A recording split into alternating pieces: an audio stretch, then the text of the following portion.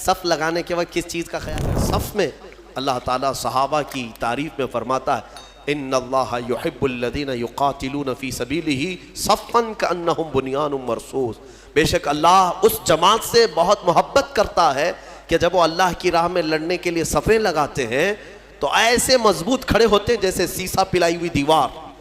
صف کے نام سے پوری سورہ ہے، یہی صفیں ہیں۔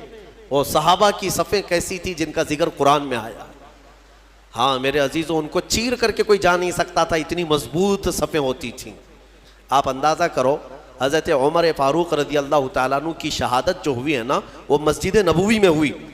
آپ فجر کی نماز پڑھا رہے تھے، ایک رکعت پڑھا چکے تھے، ابو لولو مجوسی یہ آیا، حضرت عمر فاروق رضی اللہ تعالیٰ عنہ سے اسے بغض تھی، بغض اور عداوت تھی، بغض رکھتا تھا، تو اس نے ایک خنجر اپنے جبے میں چھپا کر رکھا تھا اور پہلی صف میں آ کر کھڑا تھا۔ جب حضرت عمر نماز پڑھا رہے تھے، ایک رکعت ہوئی تو پیچھے سے اس نے حملہ کیا، وہ خنجر اتنا سخت تھا کہ پیٹھ سے سینے کی طرف باہر ہے اور حضرت عمر مصلی پر گر گئے۔ لیکن مسجد نبوی میں صحابہ سب نماز پڑھ رہے ہیں، نہ نماز توڑے، نہ بھاگو پکڑو دوڑو، کچھ نہیں۔ حضرت عمر مصلی پر رہے، حضرت عبد الرحمن بن عوف جو پیچھے کھڑے تھے آگے بڑھ گئے اور ایک رکعت آپ نے پڑھائی، کسی نے نماز توڑی نہیں۔ وقت کا خلیفہ زخمی ہوا ہے لیکن صحابہ کی نماز ٹوٹی نہیں۔ آگے بڑھ کر کے حضرت عبد الرحمن بن عوف نے ایک رکعت اور جو بچی تھی کمپلیٹ کروائی، سلام پھیرنے کے بعد ارے قاتل جس نے خنجر مارا ابو لولو، سارے صحابہ نماز میں ہیں، وہ تو کب کے بھاگ جاتا، لیکن وہ پہلی صف کو بھی کراس نہیں کر سکا۔ نماز کی پوری حالت ہونے تک صحابہ کی وہ بھاگنے کی ہر ممکن کوشش کرتا رہا لیکن کسی صحابی کی صف توڑ نہیں سکا۔ وہ کیسی صف بناتے ہوں گے؟ یہ صف اتنی مضبوط کہ وہ قاتل ان صحابہ کے بیچ سے صفوں کو چیر کے جا نہیں سکا، اور اللہ نے یوں ہی نہیں فرمایا کأنہم بنیان مرصوص، وہ ایسے صف لگاتے ہیں جیسے سیسا پلائی ہوئی دیوار ہے، کوئی ان کو کراس کر کے جا نہیں سکتا تھا۔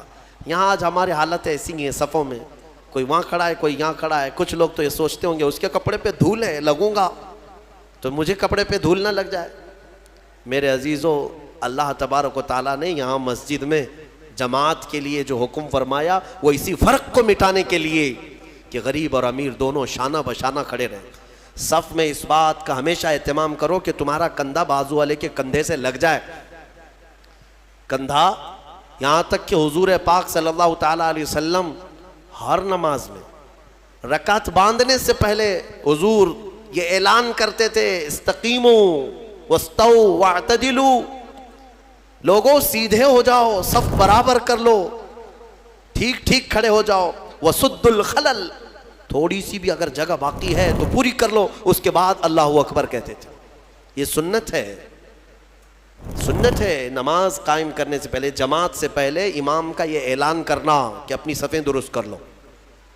حضور پاک صلی اللہ تعالیٰ علیہ وسلم کا اعلان ہوا کرتا تھا، حدیث میں موجود ہے، یہاں تک کہ ایڑی سے ایڑی برابر رکھنے کو کہا گیا ہے، یعنی ہو سکتا ہے کسی کا پنجہ لمبا ہے کسی کا چھوٹا ہے، اس کے لیے کہا گیا ہے صف لگانے کے وقت کس چیز کا خیال کرنا چاہیے؟ ایڑی سے ایڑی برابر، سامنے کے پنجوں کو نہ دیکھو، ایڑی کی ہڈی، تمہاری ایڑی کی ہڈی بازو والے کی ایڑی کی ہڈی کے برابر لگتی جائے، یہ الصاق ہے۔ میرے عزیزو، اس کا اہتمام آج کہاں کرتے ہیں؟ اور حدیث میں یہ بھی ملا کہ جس نے صف کو توڑا اللہ اسے توڑ دے گا۔ صف کو کاٹنا گناہ ہے، ہاں اگر اتنی جگہ خالی رہ گئی کہ ایک آدمی آ سکتا ہے اور نہیں بھرا آپ نے صف، تو دونوں گنہگار ہیں، دونوں ادھر والے ادھر والے، اور پیچھے کی صف والا بھی گنہگار ہے کہ آگے اس نے جگہ دیکھا اور پھر بڑھ کر کے صف کو مکمل نہیں کیا، وہ بھی گنہگار ہے۔ اگر آگے کی صف میں جگہ خالی نظر آئی تو پیچھے والے کے لیے حکم ہے کہ وہ آگے آ جائے، صف کو پوری کرے، اور جتنی صفیں پیچھے جائیں گی سب آگے آگے آتے ہوئے وہ صفوں کو پوری کرتے جائیں۔ یہ اسلامی نظام ہے میرے عزیزوں۔ میں آپ کو اس صف کے متعلق ایک اچھی بات بتا کر اپنی گفتگو کو سمیٹتا ہوں، توجہ۔ ایک بڑے اسلامی اسکالر ہیں، انہوں نے ایک مغرب زدہ شخص ہے یورپ کا یا امریکہ کا، اس سے پوچھا کہ آپ کی جو ویل ٹرینڈ فوج ہے، سولجرز ہیں، امریکہ کی ہے، دنیا کی سب سے مضبوط فوج مانی جاتی ہے، آپ کے 10,000 فوج کو اگر میدان میں جمع کرنے کی بات آئی تو کتنی دیر لگے گی آپ کو ان فوجیوں کو ترتیب میں لانے کے لیے جو ٹرینڈ ہے؟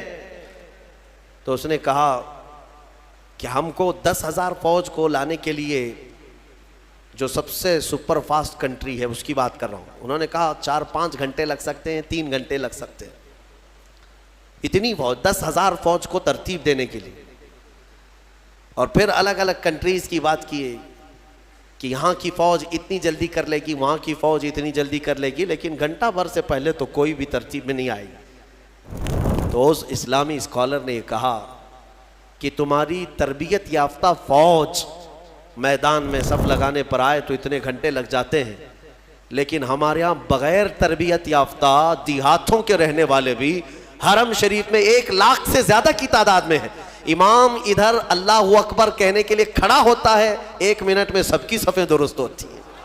یہ اسلام کا نظام ہے، یہ اسلام کا نظام۔ مسجدوں میں کوئی صفیں لگانے کے لیے نوکر رکھے جاتے ہیں کہ ادھر آؤ، ادھر صحیح کھڑے ہو جاؤ، ادھر کھڑے ہو جاؤ؟ اگر یہی کیا جائے تو ظہر سے عصر ہو جائے گی، عصر سے مغرب ہو جائے گی۔ ہاں، یہاں کسی بھی مسجد میں کیا خادم رکھے جاتے ہیں صفوں کو صحیح کرانے کے لیے؟ سب کا چیک کر کے آؤ سیدھے کھڑے ہیں نہیں کھڑے ہیں؟ نہیں ہے۔ ہم تو اسکول میں بھی دیکھتے رہے کہ بچپن سے صفیں لگانے کے لیے 1 ہاتھ کے فاصلے پر کھڑے ہو جاؤ، اور ٹیچرز چلاتے چلاتے تھک جاتے ہیں، صفیں بنتی نہیں ہیں۔ لیکن یہ مسجدوں کا نظام ہے، یہ میرا مولا تبارک و تعالیٰ نے اسلام کو خصوصیت دی ہے کہ ہماری صفیں من جانب اللہ بن جایا کرتی ہیں۔